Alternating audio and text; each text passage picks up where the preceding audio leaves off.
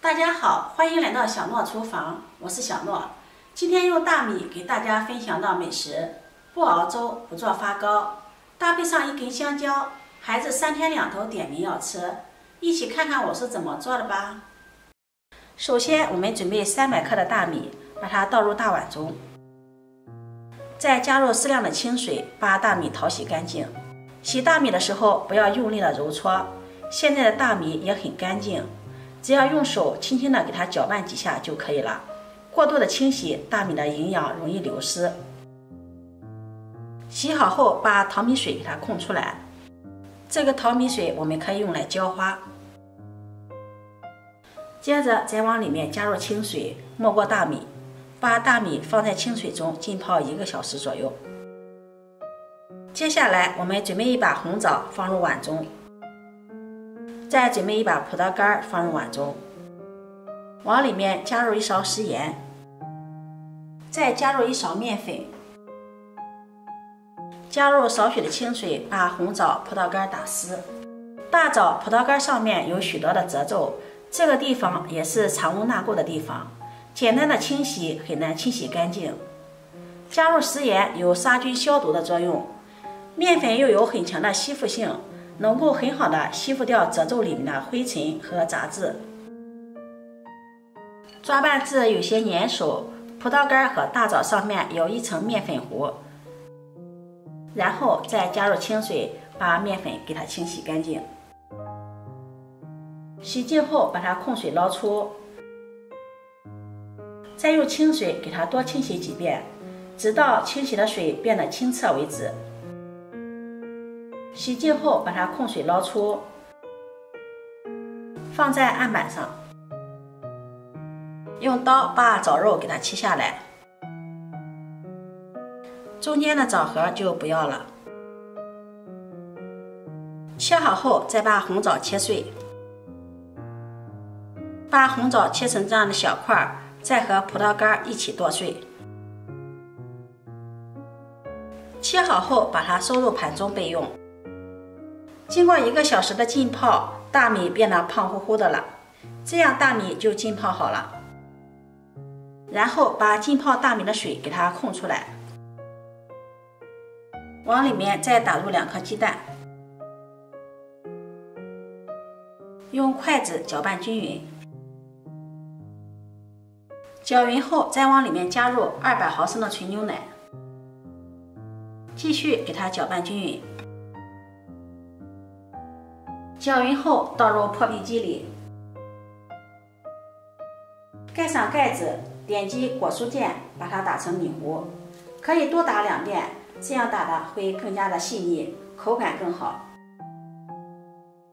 打好后倒入大碗中，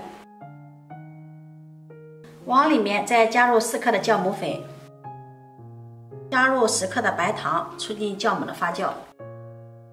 用筷子搅拌均匀，搅拌至酵母溶解，然后往里面加入150克的玉米面粉，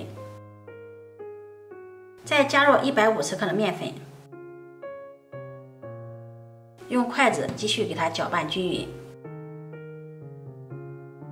一直把它搅拌成这样细腻粘稠的面糊就可以了。然后盖上保鲜膜，放在一旁，让它醒发至1.5倍大。面糊醒发好了，满满的一盆了。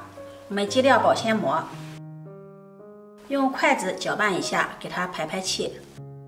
看一下里面满满的蜂窝组织。接下来再准备1个香蕉，给它剥去外皮，再把它切成小段，再把它剁得稍微小一些。